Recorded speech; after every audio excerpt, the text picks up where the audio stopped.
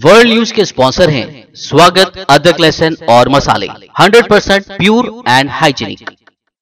अस्सलाम वालेकुम, आदाब। मैं हूं खलील फरहाद। शुरू करते हैं वर्ल्ड न्यूज हेडलाइंस के साथ। पिछले 30 सालों के दौरान मजमूई तौर पर 1400 से जायद सहाफियों को किया जा चुका है कत्ल। दी हेग में कायम पीपल्स ट्रिब्यूनल का इंकशाफ, चुनिंदा कत्ल वाकयात की दोबारा होगी छानबीन। चीन में दोबारा कोरोना का बढ़ता असर और सैलाब की वजह से हालात हुए संगीन। हुकूमत ने शहरियों को दे दी रोजमर्रा की चीजों को जखीरा करने की हिदायत, बिगड़ सकते हैं हालात।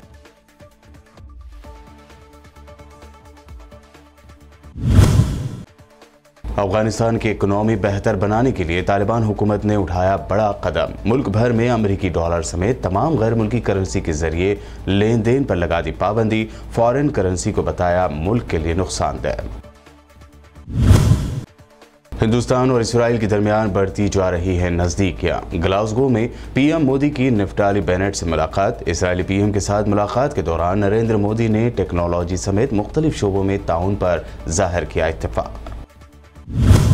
वज़ीर आज़म नरेंद्र मोदी की अब पुरोहितों ने कर दी मुखालिफत। 5 नवंबर को मोदी का केदारनाथ दौरा हो सकता है कैंसल। पुरोहितों को मनाने में लगे उत्तराखंड के सीएम। चारधाम देवस्थानम बोर्ड को हटाने का बीजेपी हुकूमत से किया जा रहा है मुतालबा। और यूपी के अलीगढ़ में जय श्री राम का नारा लगाने को कहते हुए मुस्लिम नौजवान की हिंदुत्ववादी शरपसंदों ने कर दी पिटाई। सामान, रुपए और मोबाइल भी छीन लिया। गिरफ्तार करने पहुंची पुलिस के सामने भी की हंगामा आराई। और पेश है खबरों की तफसील। 1992 से लेकर अब तक दुनिया भर में मजमूई तौर पर 1400 से ज़ायद सहाफ़ियों को कत्ल किया जा चुका है। नीदरलैंड्स के दारुल हुकूमत दी हेग में कायम एक पीपल्स ट्रिब्यूनल अब उनमें से कत्ल के चुनिंदा वाक़यात की छानबीन करेगा। दी हेग में इस मुस्तकिल अवामी अदालत का क़याम सहाफ़ियों की 3 बड़ी बैनुल-अक़वामी तंजीमों की कोशिशों के नतीजे में मुमकिन हो सका है। ये तंजीमें हैं reporters without borders, free press unlimited यानी FPU और सहाफ़ियों के तहफ़्फ़ुज़ की कमेटी CPJ। चीन की हुकूमत ने शहरियों को हिदायत दी है कि वो हंगामी हालात के पेश नज़र रोज़मर्रा के इस्तेमाल में आने वाली अशियाए ज़रूरिया को ज़ख़ीरा कर ले, यानी कुछ दिनों का राशन जमा कर ले। चाइना गवर्नमेंट की जानिब से ये हिदायत सब्ज़ी की कीमतों में हालिया इजाफे और सप्लाई में कमी के खदशे के बाद सामने आई है। चीन की फाइनेंस मिनिस्ट्री ने एक बयान में कहा है कि हुक्काम अशिया की सप्लाई और कीमतों के इस्तेहकाम को यकीनी बनाने के लिए अपना किरदार अदा करें और अशिया की सप्लाई में किसी भी मुश्किल की सूरत में पेशगी इत्तला करें। चीन में गुज़िश्ता हफ्ते खीरे, पालक और ब्रोकली की कीमतों में 2 गुना इजाफा हुआ था। सूबे शेंडोंग में 1 किलो गोश्त के मुकाबले पालक ज़्यादा महंगी हो गई है, जो 16 यान से ज़्यादा में फ़रोख्त हो रही है। चीन में कोरोना वायरस के बढ़ते हुए केसेस के बाद लॉकडाउन और गैर मामूली बारिशों के नतीजे में होने वाले नुकसान की वजह से सब्जियों की सप्लाई मुतासर होने के अंदेशे और कीमतों में मज़ीद इजाफे के इम्कानात ज़ाहिर किए जा रहे हैं। अफगानिस्तान में तालिबान हुकूमत ने मुल्क में गैर मुल्की करेंसी के जरिए लेन देन पर पाबंदी लगा दी है। तालिबान के मुताबिक इस फैसले की खिलाफ वर्जी करने वाले के खिलाफ कानूनी इक़दाम किए जाएंगे, क्योंकि ये मुल्की मफाद के लिए नुकसानदेह है। तालिबान तहरीक के तर्जुमान ज़बीहुल्लाह मुजाहिद ने अपनी ट्वीट में बताया कि मुल्क में गैर मुल्की करेंसी के इस्तेमाल पर मुकम्मल पाबंदी का ऐलान किया जाता है। मुल्क में इक़्तिसादी सूरत हाल और कौमी मफादात इस बात का तकाजा करते हैं कि तमाम अफगान शहरी हर किस्म की लेन देन में अफगान करेंसी का इस्तेमाल करें। इस वक्त मुल्क में कई मामलात में अमेरिकी डॉलर का इस्तेमाल किया जाता है, जबकि जुनूबी सरहद के तिजारती रास्तों के नज़दीक वाक़े इलाकों में पाकिस्तानी रुपया भी इस्तेमाल होता है। दर्जनों यहूदी आबादकारों ने फिर एक मरतबा इसराइली पुलिस की फुल प्रूफ सिक्योरिटी में मस्जिद अक्सा में घुसकर मुसलमानों के क़िबले अव्वल की बेहुरमती की। इस मौके पर यहूदी इंतहा पसंदों ने मस्जिद अक्सा में घुसकर तलमुदी तालीमात के मुताबिक खामोश दुआ की रसूमात अंजाम थी। फ़लस्तीनी महकमा औक़ाफ़ की तरफ से जारी एक बयान में कहा गया है कि दर्जनों यहूदी आबादकारों, इसराइली तलबा और इंटेलिजेंस एहलकारों समेत दर्जनों इंतहा पसंदों ने क़िबले अव्वल में घुसकर इश्तियाल अंगेज़ चक्कर लगाए। यहूदी आबादकार मराकशी दरवाजे के रास्ते मस्जिद अक्सा के शहर में दाखिल हुए। इस मौके पर इंतहा पसंद यहूदी शरपसंदों को मज़ऊमा हैकल सुलेमानी के बारे में मजहबी ब्रीफिंग भी दी गई। मकबूजा बैतुल मुक़द्दस में जारहाना और मुजरिमाना इक़दामात पर इसराइली हुकूमत को संगीन कीमत चुकानी पड़ेगी। ये धमकी फ़लस्तीन की इस्तिक़ामती तंजीम हमास ने दी है। इरना न्यूज़ के मुताबिक हमास के सीनियर रहनुमा हारून नासिरुद्दीन ने मकबूजा फ़लस्तीन बिलखुसूस बैतुल मुक़द्दस और मस्जिद अल-अक़सा के अंदर सेहूनी फ़ौजियों के मुजरिमाना इक़दामात और दरअंदाज़ी पर रद्द-ए-अमल ज़ाहिर करते हुए कहा कि यहूदियों के साथ मसाइल का वाहिद हल जिद्दोजहद है और इसके अलावा इस मुजरिम हुकूमत के साथ किसी मामले को सर अंजाम तक नहीं पहुँचाया जा सकता। उन्होंने ये भी वाज़ेह किया कि मकबूजा फ़लस्तीन का चप्पा चप्पा फ़लस्तीनी बाशिंदों का है और वहाँ से हर हाल में गाज़िब सेहूनी फ़ौजियों और आबादकारों को निकल जाना होगा। हमास के रहनुमा ने मजीद कहा कि शेख जर्राह इलाके के रिहायशी इलाकों पर इसराइली हुकूमत के साथ किसी किस्म का कोई समझौता नहीं होगा। इसराइली हुकूमत ने सीरिया को एक बार फिर अपनी जारहियत का निशाना बनाया है। रिपोर्ट के मुताबिक सियोनी हुकूमत के जंगी तैयारों ने कल आधी रात को दमिश्क के रेफ इलाके पर कई मिसाइल दागे, जिससे इस इलाके में काफ़ी नुकसान हुआ। इसराइल के जंगी तैयारों ने हफ्ते के रोज़ भी दमिश्क के अल-दिमास इलाके पर बमबारी की थी। इस रिपोर्ट के मुताबिक हफ्ते के रोज़ सीरिया के एंटी एयरक्राफ्ट ने इसराइल के कई मिसाइलों को तबाह कर दिया। बहरान ज़दा मुल्क सीरिया पर अब तक इसराइली हुकूमत कई बार हमले कर चुका है। हिंदुस्तान और सेहूनी मुल्क इसराइल के दरमियान नज़दीकियाँ बढ़ती जा रही हैं और इसी तनाजुर में हिंदुस्तान और खुद साख्ता सेहूनी हुकूमत के वज़ीर-ए-आज़म की मुलाकात हुई है। सरकारी खबर रसाई एजेंसी UNI के मुताबिक हिंदुस्तान के वज़ीर-ए-आज़म नरेंद्र मोदी ने ग्लासगो में मौसमियाती तब्दीली से मुताल्लिक़ अक़वाम मुत्तहिदा की जनरल कॉन्फ्रेंस COP26 के मौके पर अपने इसराइली हमसब नफ्ताली बेनेट से मुलाकात की। इस मौके पर आला टेक्नोलॉजी समेत मुख्तलिफ शोबों में मुश्तरका ताउन पर इत्तफाक किया गया। नरेंद्र मोदी के ऑफिस ने ट्वीट किया कि वज़ीर-ए-आज़म ने इसराइली वज़ीर-ए-आज़म बेनेट को हिंदुस्तान के दौरे की दावत भी दी है। वहीं इसराइली वज़ीर-ए-आज़म के दफ्तर ने भी ट्वीट करके हिंदुस्तानी वज़ीर-ए-आज़म नरेंद्र मोदी के साथ हुई मुलाकात को शानदार बताया। ट्वीट में नरेंद्र मोदी का शुक्रिया भी अदा किया गया है और साथ ही ये भी दावा किया गया है कि हिंदुस्तान और इसराइली हुकूमत के ताल्लुकात से एक बेहतर और रोशन फ्यूचर की तामीर हो सकती है। वर्ल्ड न्यूज़ में ये थी अब तक की अहम इंटरनेशनल न्यूज़। वक्त हुआ है एक शॉर्ट ब्रेक का। जल्द लौटेंगे और देखेंगे अहम नेशनल न्यूज़।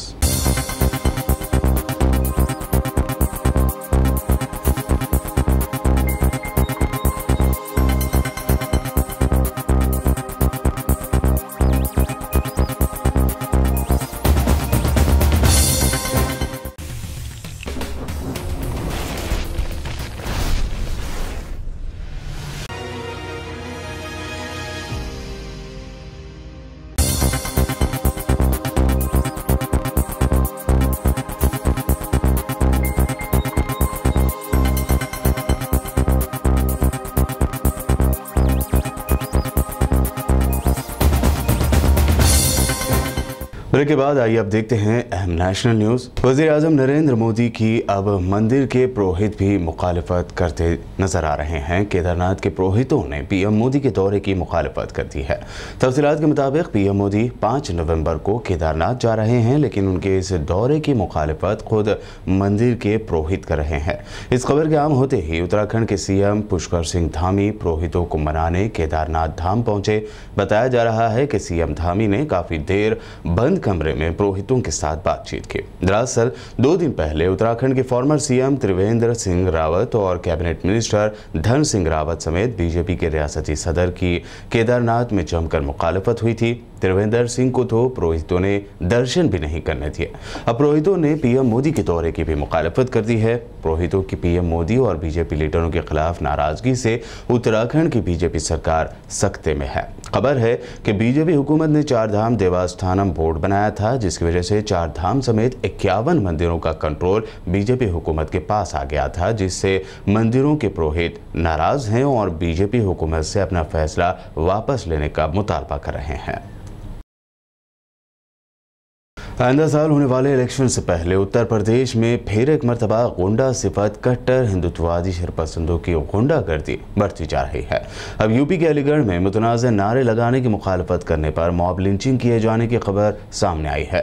तफसीलात के मुताबिक अलीगढ़ के हरदुआगंज इलाके में फेरी लगाते हुए कपड़े बेचने वाले आमिर नामी एक मुस्लिम नौजवान ने पहले जय श्री राम उससे बुलवाया गया। फिर दूसरे मजहब का होने पर मुस्लिम नौजवान के साथ बेरहमी से मारपीट भी की गई। इतना ही नहीं, इन गुंडों ने नौजवान से उसका मोबाइल और रुपए भी छीन लिए। मुतासरा नौजवान ने बताया कि कुछ गुंडों ने उन्हें ज़बरदस्ती राम के नारे लगाने के लिए कहा। उन्होंने नारे लगाए फिर भी, लेकिन दूसरे मजहब का होने पर गुंडों ने उनके साथ मारपीट भी की और उनका सामान भी छीन लिया। मुतासरा नौजवान ने इस वाक़े की जानकारी हरदुआगंज पुलिस को दी थी। मारपीट करने वाले और ज़बरदस्ती राम के नारे लगवाने के लिए कहने वाले दोनों गुंडे बाप बेटों को पुलिस ने गिरफ्तार किया। हालांकि पुलिस को इन दोनों की गिरफ्तारी के लिए काफ़ी जद्दोजहद करनी पड़ी, क्योंकि उन दोनों ही ने काफ़ी हंगामा किया। ताहम पुलिस ने इन गुंडे बाप बेटों को गिरफ्तार करते हुए जेल भेज दिया है। इस दौरान मुतासरा मुस्लिम नौजवान आमिर को इलाज के लिए अस्पताल में भर्ती कराया गया।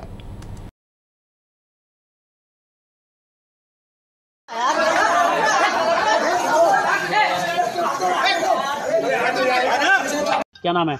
आमिर। क्या हुआ था आमिर? गाँव खेम के नंगले में फेरी कर रहा था। एक घर में मैंने कपड़े दे दिए थे, तो गली से आगे आ रहा था। मैं डेक बजा के चलाता हूँ, जब फेरी लगाता हूँ तो मैंने रोका, मैंने कहा डेक बजा लो। इतनी देर में ही दो बंदे आए, दोनों बाप बेटा। अब मुझसे आके बोलने लगे जय श्री राम बोल। तो मैंने जय श्री राम, तो और कहने लगे तू मुल्ला है ना मुल्ला। मैंने भाई साहब तुम तो मुझे जाना। अब तू किसने भेजा, कैसे आया? मैंने भाई साहब मैं तो रोज़ आया था, मेरा तो काम है। उन्होंने मेरी कुछ न सुनी, हाथ बजाया मुझ में और फिर उसने मोबाइल निकाल लिया। फिर मेरी वीडियो बनाने लगा। मारते थे वो भी छीन लिए, फ़ोन छीन लिया मेरा। कौन लोग थे वो? वो ठाकुर लोग थे। और एक बड़ी बुढ़ी आई थी कि बेटा इन्हें रहने दो, तो उससे बोला तू अपना काम कर, चल पलंग हट। तो उन्होंने नहीं मारा, नहीं बचा, किसी ने नहीं बचाया। मैं भाई साहब वीडियो बना रहे थे, वो जो मार रहे थे वो वीडियो बना रहा था लड़का उसका, और जो मार भी रहा था मुझे। कैम के नंगला दो लोग है वो। कौन सी जगह घटना है, किस जगह लगा? कैम के नंगला में। और ये बोले थे कि तेरी मोटरसाइकिल की मैं भी अभी आग लगा रहे हैं। साथ में मोटरसाइकिल भी तोड़ रहे थे, मुझे भी मार रहे थे। नाम पता है उनके? नाम भाई साहब मैं नहीं जानता, राजू नाम है, पर मैं जानता नहीं हूँ। क्या हुआ, किसकी घटना हुई? सर ये हमारा बच्चा था, आमिर खान नाम है इसका। ये सिल्ला विसावन में रहने वाला है। मजदूरी करता, बच्चा कपड़े की फेरी कर रहा था। गांव नगला घर में फेरी कर रहा था। वहाँ राजू नाम का एक वो है और उसका लड़के ने बदमाशी करके नहीं है, आगे कपड़े बेच रहा था। कपड़े के बाद में कहने लगा तो मुसल्ला है, यहाँ क्यों आया, फलाना ठिकाना करके नहीं है। और जय श्री राम के नारे लगवाए, इसने लगा भी दी। नारे लगाने के बाद फिर अंदर से तस्वीर ला निकाल के इसकी पूजा कर। उसके बाद मैंने कहा, वहाँ की लेडी भी बेचारी हिंदू थी, उन्होंने भी कहा कि भैया मार के छोड़ोगे इस बच्चे को, छोड़ो। लेकिन उन्होंने बहुत डंडों से, लाठी डंडों से मारपीट की इसकी। कौन लोग हैं वो जिन्होंने मारपीट की? मतलब वो राजू है, राजू के बाप का नाम है, बाप का नाम है पता नहीं एक्चुअली, और उसका लड़का है देवेंद्र। दोनों बाप बेटों ने लाठी डंडों से इसकी पिटाई करी है। बहुत बड़ा जख्मी है आपके सामने। कितने बजे घटना होगी? सर तकरीबन ऐसा की है 12-1 के बीच की बात है। क्या नाम है? कांग्रेस की इंटरिम प्रेसिडेंट सोनिया गांधी ने कोरोना की दूसरी लहर को लेकर मोदी सरकार पर जमकर तनकीद की है। उन्होंने कोरोना वैक्सीनेशन के 100 करोड़ डोज पूरे होने पर साइंसदानों, डॉक्टरों और हेल्थ केयर वर्कर्स का शुक्रिया अदा किया। साथ ही उन्होंने इल्ज़ाम लगाते हुए कहा कि मोदी सरकार ने कोरोना की दूसरी लहर में मुजरिमाना गफलत बरती है, जिससे लोगों की जानें गईं। सोनिया गांधी ने ये सब बातें एक अखबार में लिखे आर्टिकल में कही है। सोनिया गांधी के आर्टिकल का टाइटल हम कैसे भूल जाएंगे वो दौर है। इस कॉलम में सोनिया गांधी ने लिखा कि मोदी सरकार ने कोरोना वबा से निपटने के लिए जो रवैया और पॉलिसी अपनाई वो दुख भरी और अफसोसनाक थी। उन्होंने ये भी लिखा कि मुल्क में जब कोरोना वायरस की दूसरी लहर अपनी इंतहा पर थी और मोदी सरकार की मुजरिमाना लापरवाही से लगातार जिंदगियां जा रही थीं, तब ऐसे में ये समझ से बालातर है कि कोई सरकार कैसे इतनी गैर सरगर्म या इनएक्टिव हो सकती है कि वार्निंग के बावजूद वबा से निपटने की सारी तैयारियां दरकिनार कर दे। वेस्ट बंगाल में ममता बनर्जी की तृणमूल कांग्रेस ने असेंबली के बाय इलेक्शन में अपने तमाम हरीफों को रिकॉर्ड फर्स्ट से शिकस्त देते हुए रियासत की सभी 4 असेंबली सीटें अपनी झोली में डाल ली। टीएमसी ने बीजेपी से उसकी दोनों दीनहाटा सीट और शांतिपुर सीटें भी छीन ली। इसके अलावा शुमाली 24 परगना और जुनूबी 24 परगना जिलों की 2 सीटों पर भी जबरदस्ती वोटों की अक्सरियत से कब्जा कर लिया। बाय इलेक्शन के रिजल्ट के बाद टीएमसी काफ़ी जोश में नजर आ रही है। टीएमसी के राज्यसभा रुकन डेरेक डेरेक ओब्रायन ने रिजल्ट के बाद बिना नाम लिए हुए कांग्रेस को नसीहत दी। इसके साथ ही उन्होंने अपोजिशन को सलाह देते हुए कहा कि उन्हें मुल्क की इकोनॉमी, रोजगार, महंगाई जैसे मुद्दों को उठाना चाहिए। डेरेक ओब्रायन ने कहा कि अब नजरिया बदलना होगा। अपोजिशन में हम सब बराबर के हिस्सेदार हैं, हमें कमतर समझने के बजाय इस पर एक साथ काम करते रहना है। लड़ने की जरूरत नहीं, हमारा इकलौता टारगेट बीजेपी को हराना है।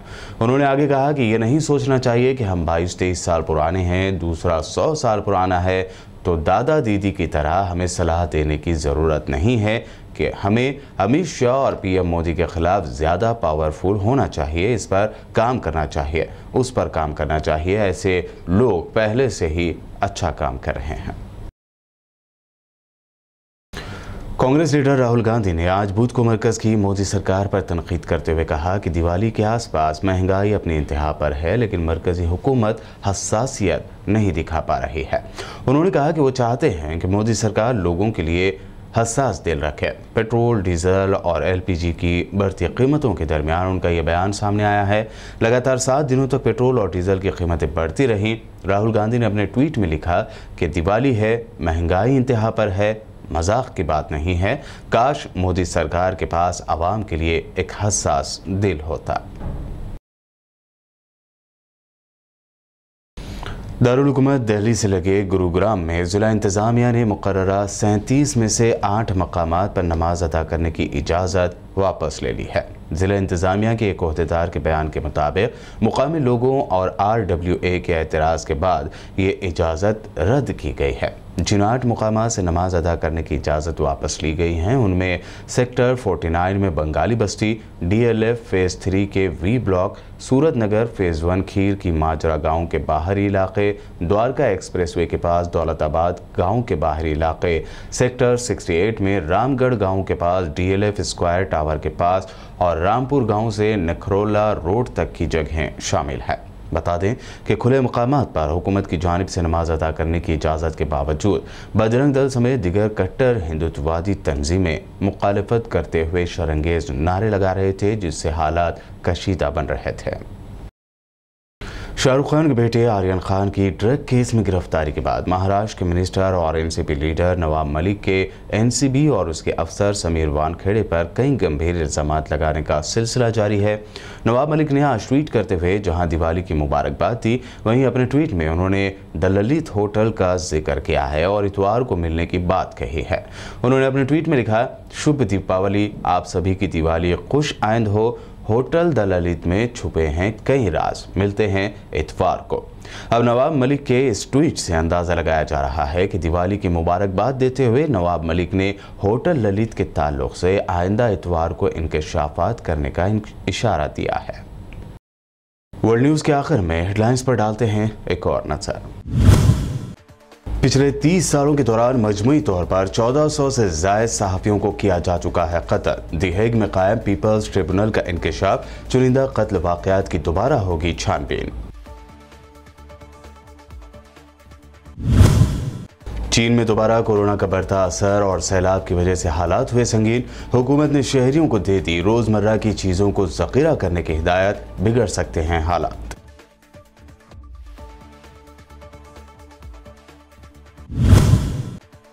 अफगानिस्तान की इकोनॉमी बेहतर बनाने के लिए तालिबान हुकूमत ने उठाया बड़ा कदम। मुल्क भर में अमेरिकी डॉलर समेत तमाम गैर मुल्की करेंसी के जरिए लेन देन पर लगा दी पाबंदी। फॉरेन करेंसी को बताया मुल्क के लिए नुकसानदेह।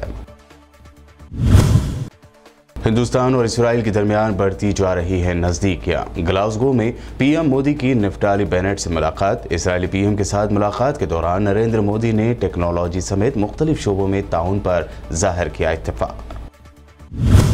वज़ीर-ए-आज़म नरेंद्र मोदी की अब पुरोहितों ने कर दी मुखालिफत। 5 नवंबर को मोदी का केदारनाथ दौरा हो सकता है कैंसर। पुरोहितों को मनाने में लगे उत्तराखंड के सीएम। 4 धाम देवस्थानम बोर्ड को हटाने का बीजेपी हुकूमत से किया जा रहा है मुतालबा। और यूपी के अलीगढ़ में जय श्री राम का नारा लगाने को कहते हुए मुस्लिम नौजवान की हिंदुत्ववादी शरपसंदों ने कर दी पिटाई। सामान, रुपए और मोबाइल भी छीन लिया। गिरफ्तार करने पहुंची पुलिस के सामने भी की हंगामा आराई। वर्ल्ड न्यूज़ में अभी आपने देखी है अहम इंटरनेशनल और नेशनल न्यूज़। ताज़ा तरीन खबरों और दिलचस्प प्रोग्राम्स के लिए देखते रहिए BPN चैनल।